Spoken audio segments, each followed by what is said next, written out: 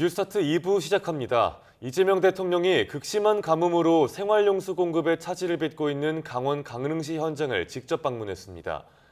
이 대통령은 휴일인 어제 역대 최저 저수율을 기록한 강릉의 최대 식수원인 오봉저수지를 찾아 피해 상황을 점검했습니다. 이어 시청 재난안전상황실로 이동해 행정안전부와 강릉시, 한국농어촌공사 등 기관별 대처 상황을 보고받고 장단기 대책을 종합적으로 검토해 실효성 있는 방안을 마련하라고 지시했습니다. 이 대통령은 또 근처 경포대 횟집거리에서 상인들과 만나 가뭄에 따른 장사 애로사항을 청취한 뒤 최선을 다해 대책을 세우겠다고 강조했습니다. 더불어민주당은 극심한 가뭄을 겪는 강원도 강릉의 상황과 관련해 정부와 긴밀히 협력해 가뭄 극복과 중장기 대책 마련에 최선을 다하겠다고 강조했습니다. 백승하 원내대변인은 어제 서면 브리핑에서 가뭄 극복에 더 많은 국민적 응원과 연대가 필요하다면서 이같이 밝혔습니다. 그러면서 이웃의 아픔을 함께 나누고 내일처럼 여기며 발벗고 나서는 국민 여러분의 응원과 연대는 우리 공동체의 소중한 힘이자 위기를 이겨내는 우리 민족의 저력이라고 언급했습니다.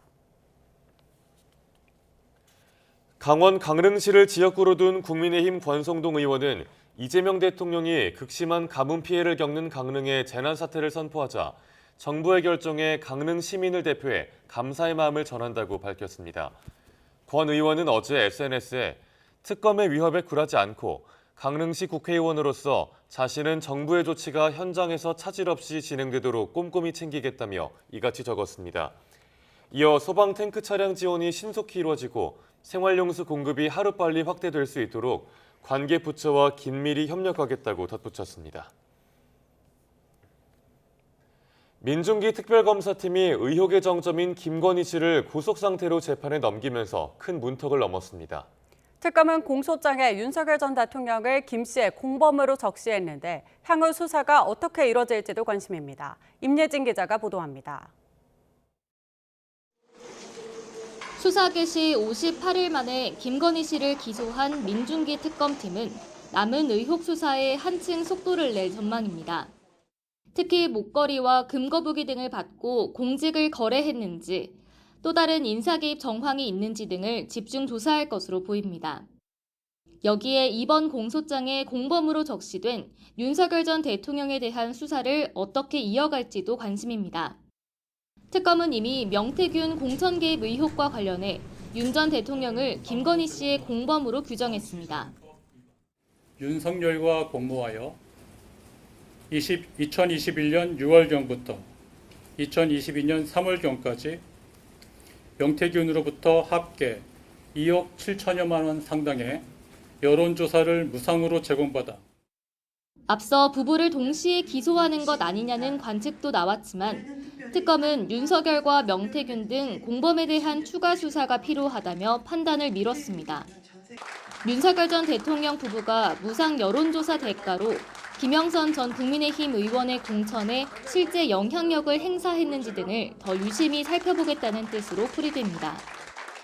특검이 윤 전 대통령을 상대로 추가 조사를 시도할 가능성도 거론되는데 특검 측은 강제 구인을 위한 체포영장 재청구도 열어두고 있다면서 우선순위는 아니라고 말했습니다. 진술거부권 행사가 예상되는 만큼 무리한 체포 시도는 하지 않겠다는 뜻으로 해석됩니다. 때문에 이후 명태균 씨나 윤상현 의원 등 주변인들을 통한 보강조사에 주력한 뒤 윤 전 대통령을 조사 없이 곧바로 기소할 것이란 전망도 나옵니다. YTN 임혜진입니다. 구속 상태로 재판에 넘겨진 김건희 씨는 이제 앞으로 진행될 재판을 준비할 걸로 보입니다. 특검에선 진술을 거부했던 김 씨가 법정에선 어떻게 대응할지도 관심입니다. 김영수 기자가 보도합니다. 김건희 씨가 재판에 넘겨지기 전까지 특검에 소환된 건 모두 6차례. 이 가운데 진술 거부권을 사용하지 않은 건 구속되기 전인 첫 조사 때가 유일했습니다. 국민 여러분께 저같이 아무것도 아닌 사람이 이렇게 심려를 끼쳐서 진심으로 죄송합니다. 수사 잘 받고 나오겠습니다. 진실을 말해도 왜곡된다고 김 씨가 직접 언급했던 것처럼 대대적인 특검 수사 자체가 불리하다는 인식이 있는 데다 정리되지 않은 진술을 했다가 특검에 빌미를 줄 수 있다는 판단까지 깔린 걸로 보입니다. 기소는 불보듯 뻔하니 수사보다는 재판에 집중하는 전략인데 유무죄는 물론 형량까지 다투는 만큼 변호인단 보강까지 검토하는 것으로 파악됐습니다. 묵묵하게 재판에 임하겠다는 기소 직후 김건희 씨 입장을 보면 윤 전 대통령과 달리 법정에도 출석할 걸로 예상됩니다. 먼저 통일교 측의 청탁과 대가로 전달된 것으로 지목되는 그라프 목걸이 등 고가의 선물, 금품이 전달된 걸로 의심되는 전 통일교 간부와의 대화까지 나왔지만 김 씨 측이 인사치레였다고 반박한 만큼 입장을 바꾸지 않을 전망입니다. 목걸이 행방이 여전히 묘연하고 건진 법사가 배달 사고를 주장하는 것도 여기에 힘을 싣습니다. 도이치모터스 주가 조작 역시 시세 조종 사실은 몰랐다는 입장을 유지할 걸로 예상되는데 특검이 김 씨에 대해 단순 전주 이상으로 판단한 근거가 무엇일지에 따라 대응 전략이 바뀔 가능성이 있어 보입니다. 김 씨는 무상 여론조사 제공에 대해서도 명태균 씨에게 지시한 적이 없다고 공개적으로 밝혔습니다. 특검과 김 씨 측 모두 남은 수사와 재판에 함께 대응하는 상황이라 자신들의 패를 들키지 않기 위한 신경전도 펼쳐질 가능성이 있습니다. YTN 김영수입니다. 한덕수 전 국무총리에 대한 내란 특검의 수사가 큰 틀에서 마무리되면서 이제 칼끝이 당시 여당이던 국민의힘을 겨눌 수 있다는 전망이 나옵니다. 특검은 우선 압수수색 영장에 피의자로 적시했던 추경호 전 원내대표를 직접 불러 조사할 예정인데 다른 의원들에게까지 수사가 확대될지가 관심입니다. 김철희 기자의 보도입니다. 윤석열 정부 2인자를 재판에 넘긴 내란 특검은 계엄 해제 표결 방해가 있었는지 규명하는 작업에도 속도를 내고 있습니다. 국회가 계엄을 해제하지 못하도록 국민의힘 의원들이 의도적으로 표결을 방해했다는 의혹이 핵심입니다. 수사선상에 오른 대표적 인물은 바로 당시 원내 사령탑 추경호 의원입니다. 추 의원은 비상계엄 당일 소속 의원들을 국회가 아닌 당사로 불러 모으거나 우원식 국회의장에게 본회의 시간을 미뤄달라고 요청해 고발된 상태입니다. 특검은 지난 21일 국회 사무처를 압수수색하면서는 추 의원을 유일한 피의자로 적시하기도 했습니다. 이에 대해 추 의원은 의원들을 당사로 부른 건 국회 출입이 통제됐기 때문이고 본회의 연기를 요청한 것 역시 더 많은 의원을 모으기 위해서였다며 혐의를 강력히 부인해왔습니다. 물리적으로 저희들이 넘어올 수 있는 여러 상황이 되면은 이 본회의 표결과 관련된 절차를 진행해 달라고. 최근 특검에서 참고인 조사를 받은 민주당 의원들과는 정반대 주장을 펼치고 있는 셈입니다. 뭔가 표결을 방해하려는 행위는 있었다고 생각합니다. 그거는 분명히 저는 방해가 있었다고 봅니다. 저는. 이처럼 같은 상황을 두고도 양측 입장이 극명하게 엇갈리는 만큼 특검은 압수물 분석이 끝나는 대로 추 의원을 직접 불러 조사한다는 계획입니다. 이 밖에도 나경원 의원 등도 내란 방조 혐의로 고발당한 상태라 확인되는 물증과 진술에 따라선 특검 수사가 당 전체로 번질 수 있다는 관측도 나옵니다. YTN 김철입니다. 김건희 특별검사팀이 국민의힘 권성동 의원에 대한 체포동의 요구서를 법무부에 제출한 것으로 파악됐습니다. 특검 관계자는 그제 오후 서울중앙지방법원으로부터 체포동의 요구서를 받아 법무부에 전달했다고 밝혔습니다. 현직 국회의원은 현행범인 경우를 제외하며 국회 회기 중에 청구된 구속영장에 대해선 국회의 체포동의 절차를 거쳐야 합니다. 법무부가 대통령 재가를 받아 국회에 체포동의를 요청하면 국회의장은 이후 처음 여는 본회의에 이를 보고하고 24시간 이후 72시간 이내 포결해야 합니다. 이재명 대통령과 여야 지도부의 회동 일정이 아직 확정되지 않은 가운데 국민의힘은 공을 대통령실로 돌렸습니다. 1대1 영수회담 조건부 수용 의사를 재확인한 건데 임박한 정기국회 개원과 맞물려 성사 여부에 관심이 집중되고 있습니다. 임성재 기자입니다. 이재명 대통령의 여야 지도부와의 회동 지시 닷새째에도 구체적인 만남 일정은 확정되지 않았습니다. 국민의힘 장동혁 대표가 1대1 단독 회담을 조건으로 맞받았기 때문인데 제1야당 대표와 만나서 고통받고 있는 타들어가는 민생에 대한 이야기를 나눌 것인지에 대한 대통령실은 이 같은 요청에 숙고를 거듭하고 있습니다.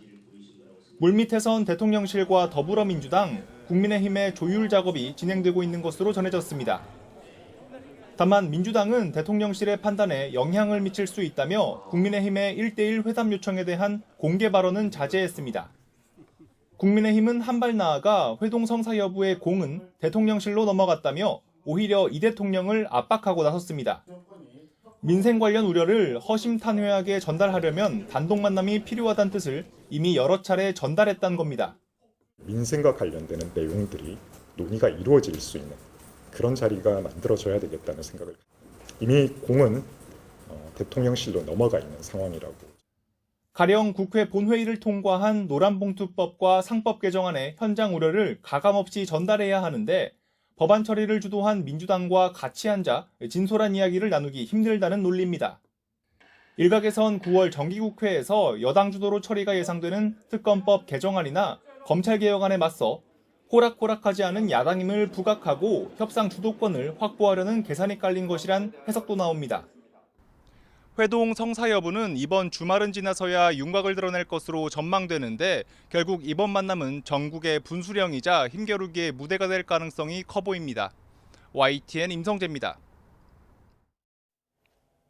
더불어민주당 정청래 대표가 연일 당과 정부 그리고 대통령실이 원팀, 즉 하나라는 메시지를 내고 있습니다. 최근 불거진 당정의 불협화음을 수습하는 동시에 당이 개혁 과제를 주도하겠다는 의지를 재확인하는 차원이란 해석이 나옵니다. 보도에 강민경 기자입니다. 똘똘 뭉쳐 성공하자. 주말 아침 민주당 정청래 대표가 SNS에 이재명 대통령과 손을 맞잡은 사진을 올리며 적은 글입니다. 1박 2일 의원 연찬회와 이어진 이 대통령과의 오찬에서 원팀 원보이스를 다짐했다는 정 대표. 검찰 개혁을 고리로 당정 사이 엇박자 논란이 불거진 뒤부터 하루가 멀다 하고 당정대는 하나라는 메시지를 전하고 있는 겁니다. 당정대 원팀 원보이스로 이재명 정부를 반드시 성공시켜야 한다는 시대적 사명감으로 당대표로서 갈등 봉합에 나선 거란 분석이 중론이지만 다른 해석도 있습니다. 정 대표 스스로가 당에서 손꼽히는 강경파인 걸 고려하면 각종 개혁 과제만큼은 당이 주도해서 처리하겠다는 의지를 밝힌 걸로도 볼 수 있다는 겁니다. 원팀이란 단어 앞에 당 중심이라는 말이 숨겨져 있다는 뜻입니다. 이 개혁의 작업은 한치의 오차 없이 흔들림 없이 그리고 불협화음 없이 우리가 해야 될 완수해야 될 시대적 과제입니다. 검찰개혁 당론이 확정되면 세부 내용을 둘러싸고 또 당정 이견이 표출될 수 있으니 주도권을 선점하는 차원이란 관측도 있습니다. 국민의힘은 이 미묘한 기류를 놓치지 않았습니다. 신중론자 정성호 법무부 장관이 당의 뜻에 따르겠다며 한 발 물러선 상황에서도 정 장관이 강경파의 문매를 맞았다는 점을 거듭 강조하며 엇박자 불씨 살리기에 나섰습니다.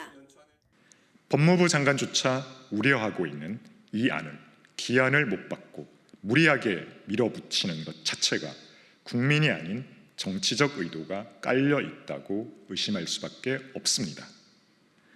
국민의힘은 충분한 의견 수렴 없이 추진한 검찰개혁은 실패로 돌아갈 거라고 날을 세우기도 했습니다. 의석수로는 개혁 입법을 막을 수 없는 국민의힘이 여론전과 당정 틈새 벌리기 등 쓸 수 있는 모든 수단을 동원해 대여 투쟁에 나서고 있습니다. YTN 강민경입니다.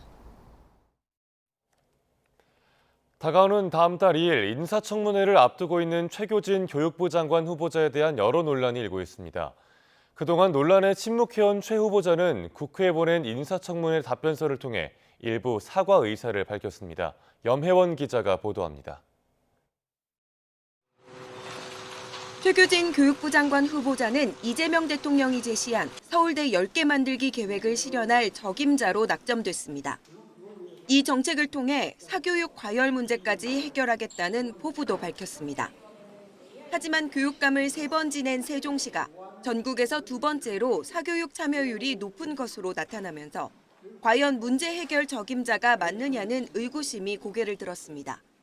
사교육 문제에서 제대로 대응을 최선을 다했는데도 하지 못한 측면이 있다는 걸 인정하고요. 그런데 이게 공교육 정상화를 통한 그 사교육 경감 그것만 가지고는 매우 한계가 있는 게 사실이더라고요. 개인적인 의혹도 여럿 불거졌습니다. 먼저 지난 2006년 석사학위 논문에서 언론 보도와 일반인 블로그 글을 인용 표기 없이 그대로 베꼈다는 의혹이 제기됐습니다.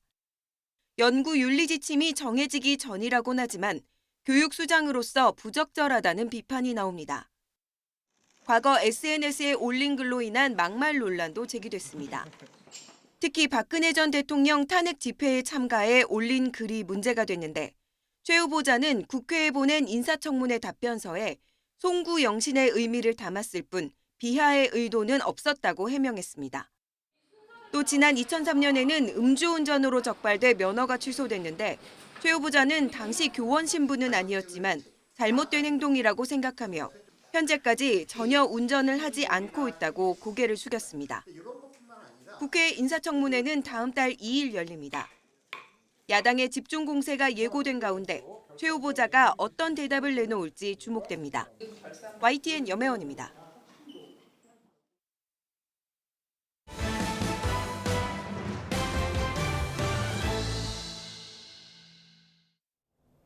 (8월의) 마지막인 오늘도 무더운 날씨 속에 중부지방은 소나기가 자주 내릴 전망입니다.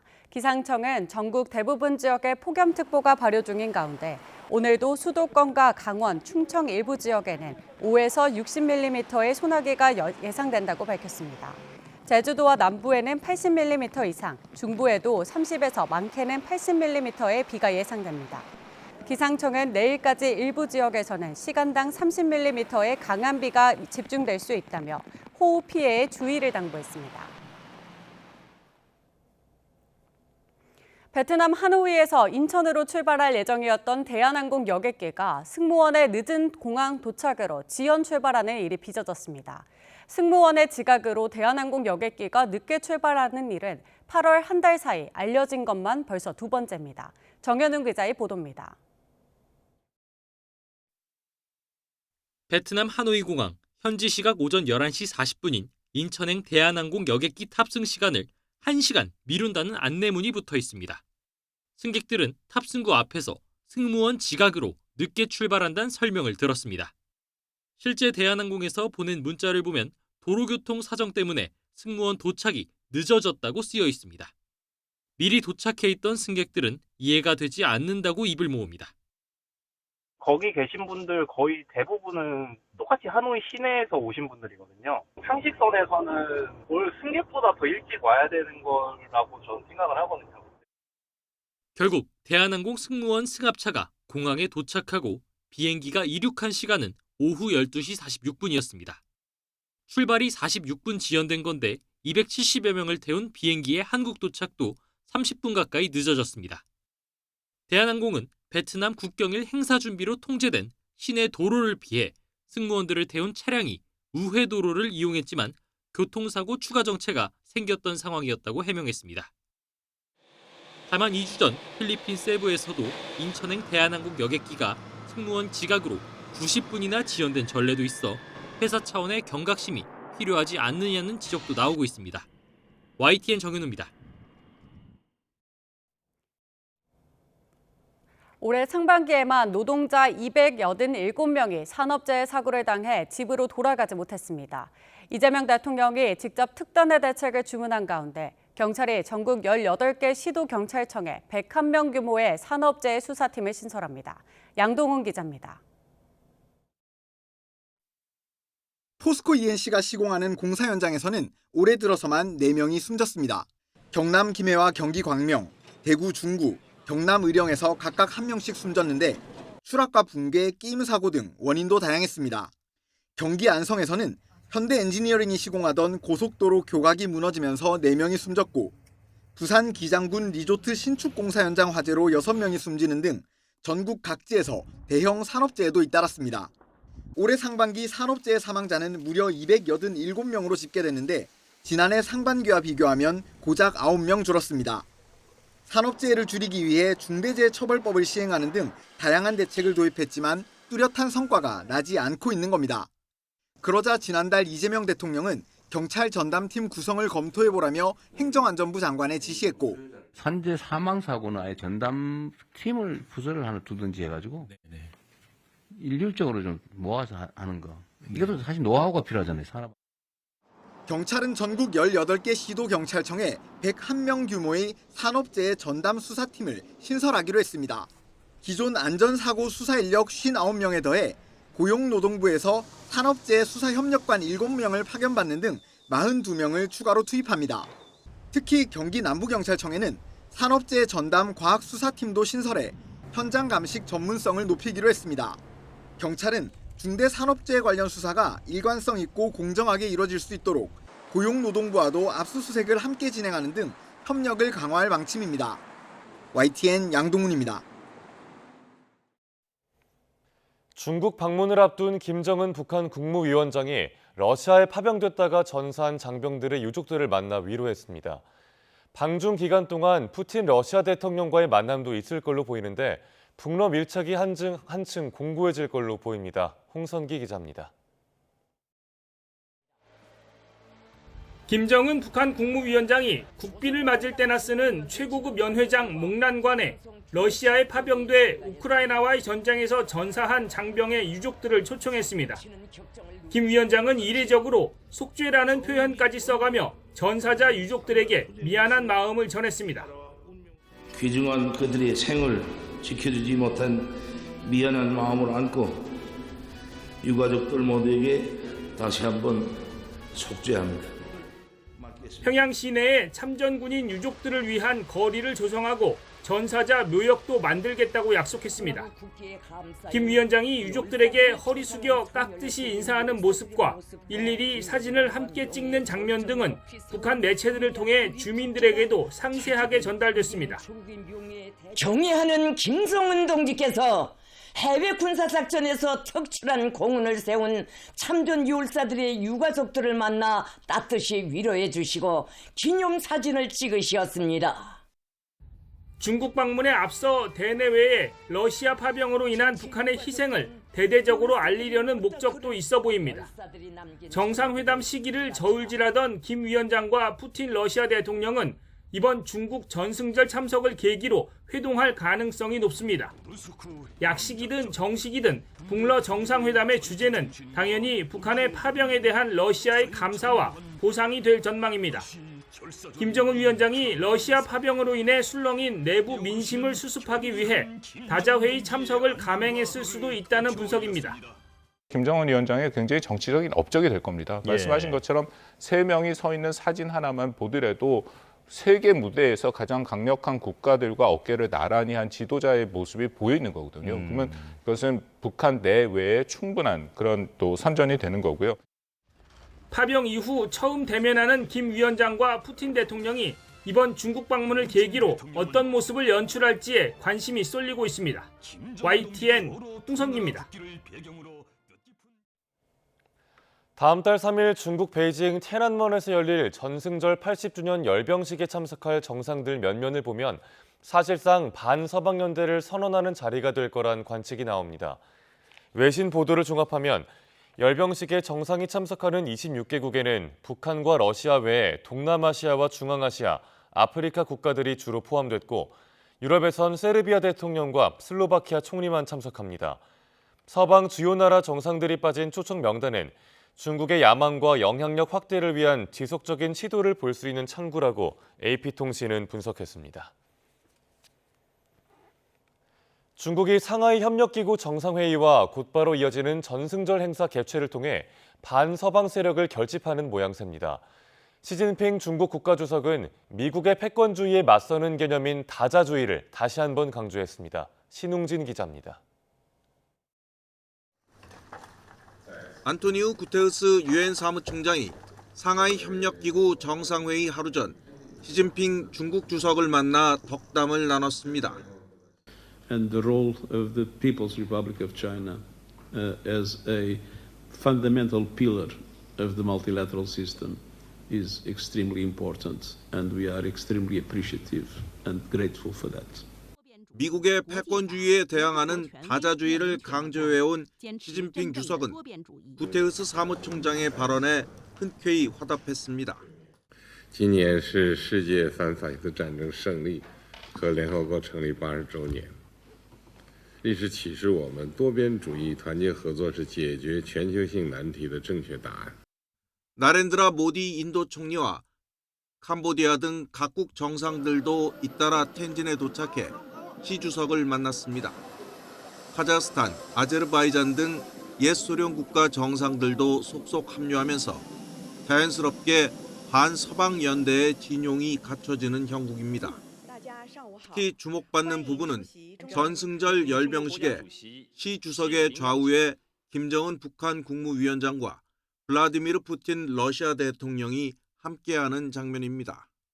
But by stepping into this wider context and meeting with Xi and Putin, Kim is signaling, I think, in a very demonstrable way that he has a global presence and he's part of this stronger axis of authoritarian regimes. 이번 전승절 행사에 서방 세계는 불편한 기색을 감추지 못하고 있습니다. 우크라이나전 종전 협상이 지지부진한 가운데 이들에게 도전하는 세력이 의기투합하는 모습을 지켜봐야 하기 때문입니다. 미국과 유럽의 정상들은 물론 중국 주재 대사 등 고위급 인사들조차도 참석 의사를 밝히지 않으면서 신냉전이 본격화할 것이라는 전망이 나오고 있습니다. YTN 신웅진입니다. 내년부터 삼성전자와 SK하이닉스가 중국 공장에 미국산 반도체 장비를 들일 때마다 미국의 허가를 받게 되면서 중국 공장 위축이 불가피해졌습니다. 당장 생산 차질은 빚어지지 않을 것으로 보이지만 미국과 중국의 패권 경쟁 속에 우리 기업들의 경영 환경은 점점 더 어려워지고 있습니다. 최하영 기자의 보도입니다. 삼성전자는 중국 시안의 낸드 플래시 공장을, SK하이닉스는 우시의 디램 공장을, 다롄의 인텔로부터 인수한 낸드 플래시 공장을 가동하고 있습니다. 현재는 미국산 반도체 장비를 이들 공장으로 반입할 때 별도의 허가를 받지 않는 면제 조치가 시행 중이지만 내년부터는 일일이 허가를 받아야 합니다. 미국 정부는 이런 조치를 발표하면서 중국 내 반도체 공장의 생산 역량 확대나 기술 개선을 허가하지 않겠다고 강조했습니다. 한국 기업을 통해 미국의 첨단 반도체 제조 기술이 중국으로 유출될 가능성을 막겠다는 뜻입니다. 우리 반도체 기업의 중국 공장 위축이 불가피해졌지만 당장 생산 차질로 이어지지는 않을 전망입니다. 중국 공장은 9세대 제품 위주로 가동된 데다가 바이든 정부 때부터 시행된 대중국 제재로 기업들이 대응책을 준비해왔기 때문입니다. 최신 장비가 중국으로 도입되기가 어려워질 것이라는 것에 대해서 이미 현실적으로 받아들이고 있었을 테고 그만큼 중국의 사업 재편이라든지 그런 부분에 대해서도 이미 어느 정도 대책을 세워놓고 있지 않을까. 다만 미국과 중국의 기술 패권 경쟁이 격화하면서 우리 기업들의 경영 불확실성은 덩달아 커지고 있습니다. 트럼프 대통령이 예고한 반도체 관세 100%는 여전히 발표되지 않고 있고 반도체 보조금을 대가로 지분을 요구할 가능성을 언급했다가 부인하기도 했습니다. 일단 정부는 이번 조치와 관련해 국내 기업들의 영향이 최소화될 수 있도록 미국 정부와 긴밀히 협의한다는 방침입니다. 트럼프 행정부가 중국의 반도체 굴기를 꺾기 위한 견제를 강화하면서 우리 기업들의 경영 환경은 악화일로를 걷고 있습니다. YTN 최하영입니다. 미국 트럼프 행정부의 관세 폭탄이 캐나다 경제에 큰 타격을 준 것으로 나타났습니다. 캐나다 통계청에 따르면 2분기 실질 국내 총 생산의 연율 기준 1.6% 줄어 7분기 만에 첫 역성장을 기록했습니다. 최대 교역국인 미국으로의 수출이 7.5% 줄어 지난 5년 사이 가장 큰 폭으로 하락했고 특히 미국의 관세 부과로 승용차와 소형 트럭의 수출이 25% 가까이 급감했습니다. 현재 캐나다는 미국, 멕시코, 캐나다 협정에 포함되지 않은 캐나다산 수입품에 대해 35%의 관세를 적용받고 있습니다. 지난 400여 년간 인류가 가장 널리 사용해왔던 세계 제도가 도마 위에 올랐습니다. 아프리카 국가들이 심각한 면적 왜곡을 비판하며 국제기구와 각국 정부의 사용을 중단하자고 제안했습니다. 보도에 유투건 기자입니다. 지금도 전 세계 사무실이나 학교에서 가장 흔하게 볼 수 있는 세계 지도입니다. 16세기에 개발된 방법으로 제작된 이 지도에선 두 지점 사이의 각도가 항상 일정하게 유지됩니다. 이 때문에 나침반과 각도기만 있어도 방향을 쉽게 찾을 수 있어 유럽의 대항해 시기에 널리 사용됐습니다. 그러다 제국주의 시대를 거치면서 세계 표준으로 자리 잡았습니다. 하지만 심각한 결함도 있습니다. 위도가 높아질수록 간격이 넓어지다 보니 면적이 더 크게 그려지는 걸 피할 수 없습니다. 실제로 북극에 가까운 그린란드의 면적은 아프리카의 14분의 1에 불과하지만 지도에선 오히려 더 크게 나타나기도 합니다. Africa has 6 different time zones. It's huge. 30 countries can fit into it. Japan, India, China, most of Europe, France, Germany, Italy. But yet, when you look at it, it looks much smaller than it is. 수십 년 전부터 논란이 이어진 가운데 결국 아프리카 50여 개 나라로 구성된 아프리카 연합이 공식적으로 사용 중단을 요구하고 나섰습니다. 세계에서 가장 오래된 가짜 정보 때문에 그릇된 고정관념이 재생산되고 있다고 비판했습니다. Undermining and showing a reduced continent and a smaller continent very much undermines also that false perception of importance and power. 그러면서 2018년에 새로 선보인 지도를 대안으로 제시했습니다. 아프리카의 요구에 카리브 공동체도 동의했고 세계은행도 단계적으로 지도를 교체해 나가겠다고 밝혔습니다. 유엔 대변인은 전문가위원회의 검토를 거쳐 최종 결정을 내리겠다고 응답했습니다. YTN 유투건입니다. 이스라엘의 공습으로 예멘 후티 반군의 총리가 사망했습니다. 가자지구 북부 가자시티에선 이스라엘군이 주간 전투를 재개하면서 또 수십 명의 사상자가 발생했습니다. 박영진 기자가 보도합니다. 국제사회의 비난에도 가자시티 점령 작전을 밀어붙이고 있는 이스라엘. 가자시티를 위험한 전투 지역으로 선포하고 주간 전투를 재개했습니다. 무자비한 폭격이 쏟아졌고 어린이를 포함해 수십 명의 사상자가 발생했습니다. 예멘에서는 이스라엘의 공습으로 후티 반군의 총리를 비롯해 장관 여러 명이 사망했습니다. 정부 워크숍 현장이 이스라엘의 공격 표적이 됐습니다. ونعلن استشهاد المجاهد أحمد غالب الرهوي رئيس الوزراء في حكومة التغيير والبناء مع عدد من رفاقه الوزراء حيث استهدفهم العدو الإسرائيلي المجرم الغادر. 지난 29일 이스라엘군도 공격 사실을 밝혔는데 앞선 후티의 미사일 공습에 대한 보복이었습니다. אנחנו ביצענו תקיפה משמעותית נגד יעדים אסטרטגיים של שלטון הטרור החותי בתימן.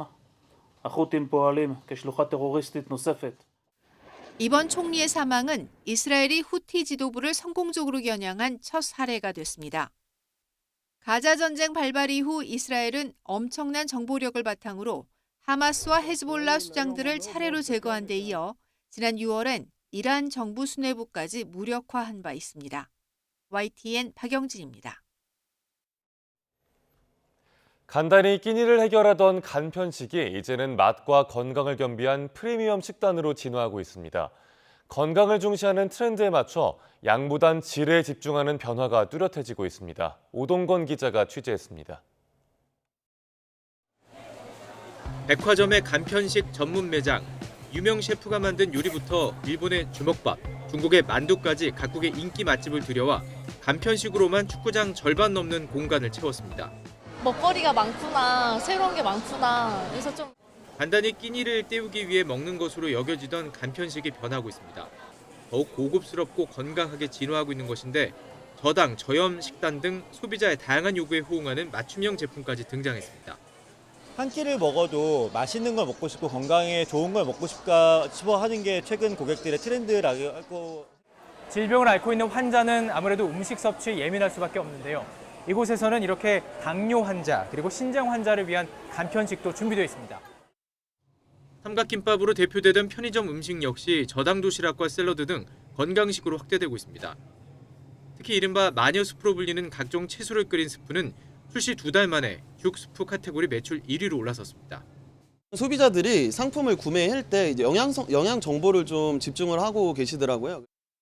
즉석 섭취 편의식품 생산액은 꾸준히 증가해 23년 기준 전년도보다 15.9%나 뛰어 5조 원을 넘어섰지만 반대로 생산량은 8.8% 줄었습니다.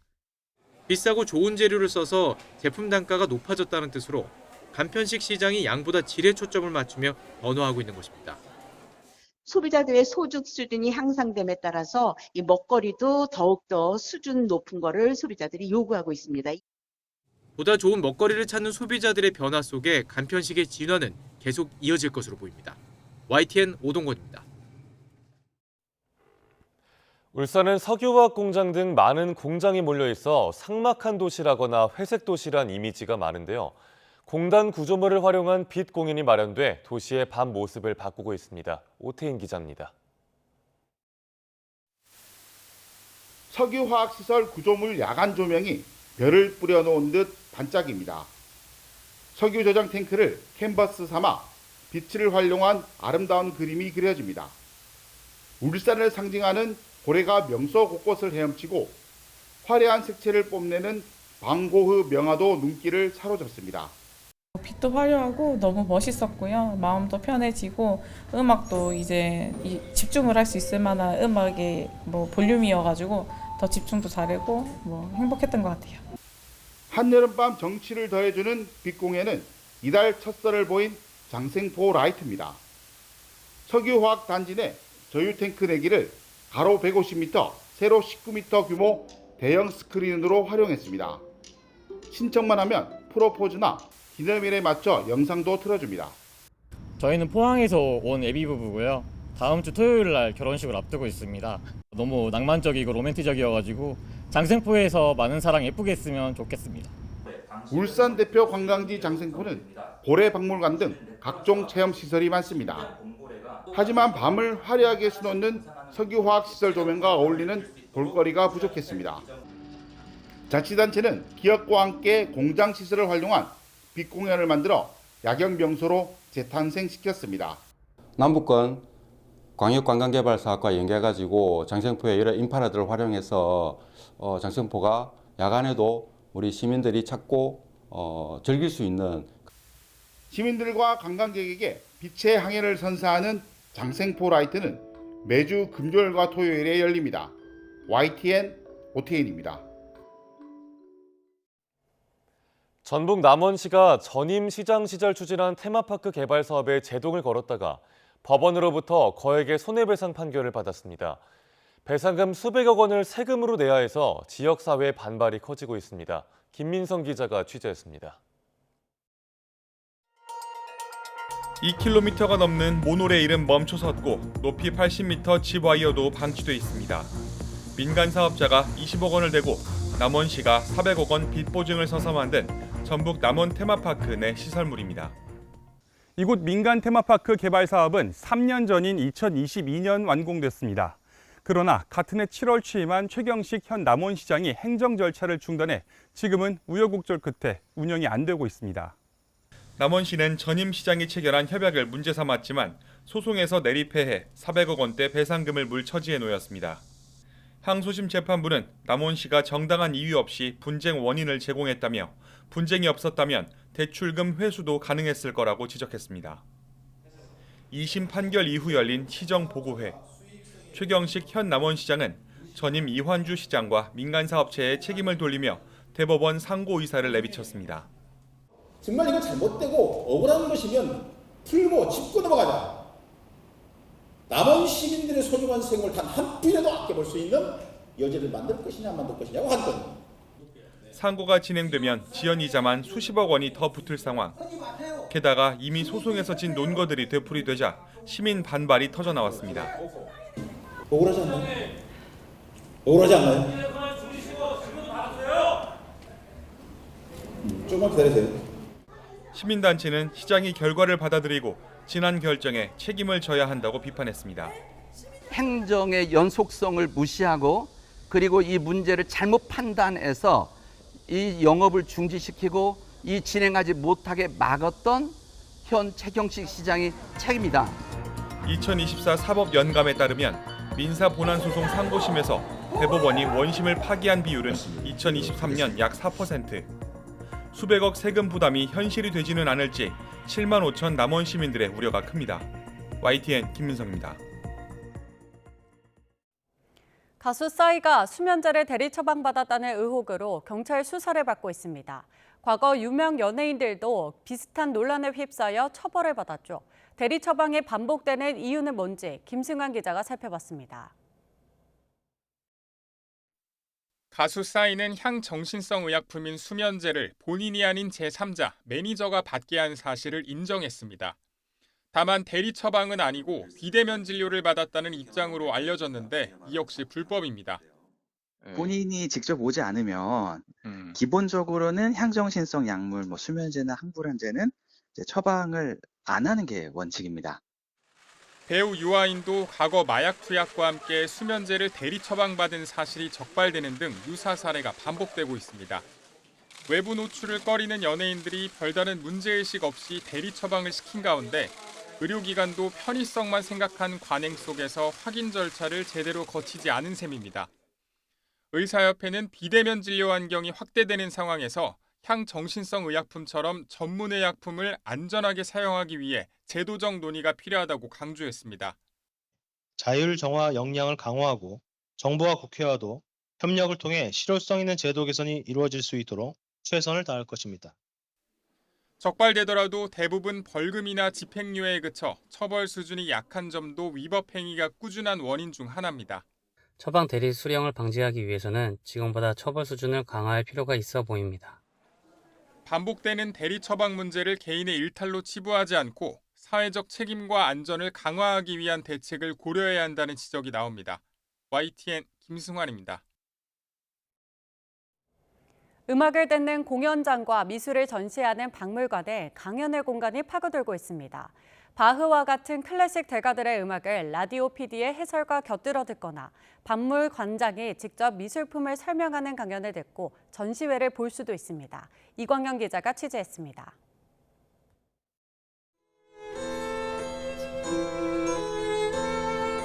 영화 비포 선라이즈를 대형 스크린에 띄우고 엔딩을 장식했던 클래식 음악을 들려줍니다.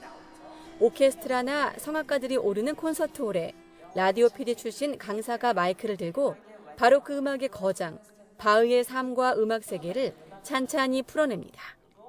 클래식 FM의 일선 현장에서 30년 이상 방송을 했어요. 방송하는 내내 어떻게 하면은 좀 더 많은 사람들이 클래식을 편안하고 행복하게 들을 수 있을까 늘 고민을 해왔었기 때문에 방송 중에도 뭐 영화 클립이라든지 어떤 작곡가의 에피소드라든지 이렇게 그 좋은 정보들을 갖고 있기 때문에 평일 점심을 반납하고 사전에 무료 강연을 신청한 중장년층 청중들로 로비가 북적였습니다. 음악에 대한 상식은 물론 클래식이 스쳤던 영화나 유명인들의 사연까지 곁들여져 매회 매진을 기록하고 있습니다. 1강부터 2강, 지금 3강까지 계속 그 강의를 듣고 있거든요. 클래식에 되게 관심이 되게 많았거든요. 그래서 저는 이런 거는 그냥 콘서트만 봤지 이렇게 공부하면서 이렇게 강의하는 이런 거는 처음이었었는데 11월까지 남은 3번의 강연에선 하이든과 모차르트, 베토벤의 음악 세계를 조명합니다. 오늘 조금 세게 공부할 테니까 각오하시고. 나의 문화유산 답사기로 대중에게 친숙한 유홍준 관장이 특유의 화법을 살려 조선 전기미술의 가치와 시대 정신을 조목조목 짚어줍니다. 아주 자신감 있고 그리고 장중한 그런 기상이 이 조선 전기미술에 저는 보인다고 보는데 이 사발 경우에 이건 진짜 우리가 미술사 하는 학생들이 애칭으로 왕사발이라고 그러는데 백자 등 도자는 물론 서화, 불교 조각까지 박물관에서 진행 중인 전시와 연계된 강연입니다. PPT 자료에 역사적 배경까지 녹인 해설을 입체적으로 들을 수 있어 치열했던 사전 예약을 뚫고 온 청중들로 수백석이 꽉 찼습니다. 보고 들은 내용을 꾹꾹 눌러 필기할 만큼 집중했습니다. 유홍준 원장님이 강의를 해주신다는 얘기를 듣고 정말 이거 오래 기다려서 그 날짜를 학수고대하면서 기다려갖고 잘 안 들어가져요. 관장님 강의를 듣고 나서 이제 새시대 새미술 전시를 보려고 합니다.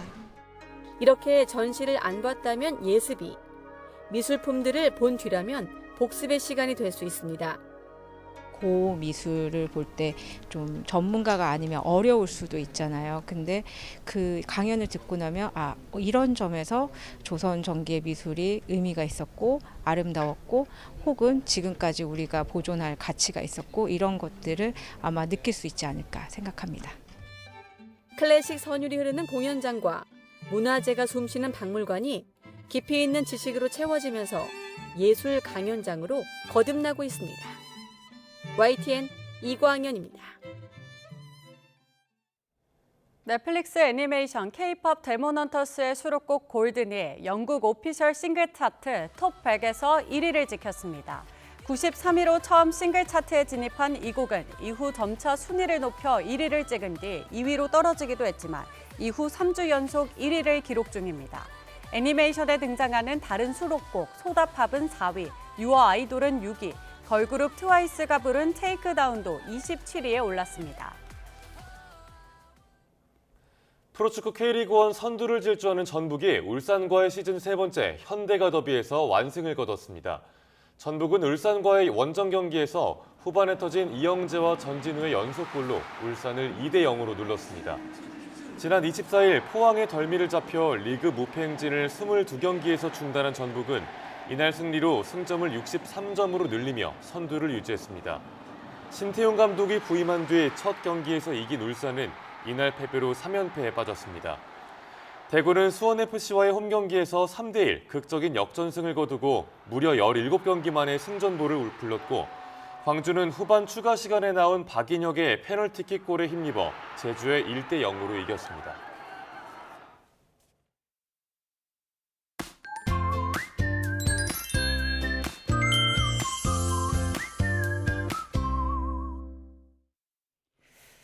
오늘 무더위 속 소나기와 비 소식이 있습니다. 오후까지 중부지방에는 소나기가 오겠는데요. 또 비도 내립니다. 남부는 오전부터, 밤에는 중부지방에도 비가 확대하겠고 모레까지 이어지겠습니다. 서울, 경기와 강원, 경남에는 최고 80mm, 제주 산간과 남해안의 많은 곳은 100mm 이상의 폭우가 예상되고요. 시간당 30mm 이상의 국지성 호우도 예상됩니다.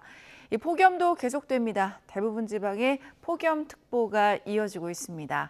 현재 기온 살펴보겠습니다. 밤사이 곳곳에서 열대야가 나타났습니다. 서울이 25.1도, 현재 청주는 26.3도, 대구가 25.7도 보이고 있고요.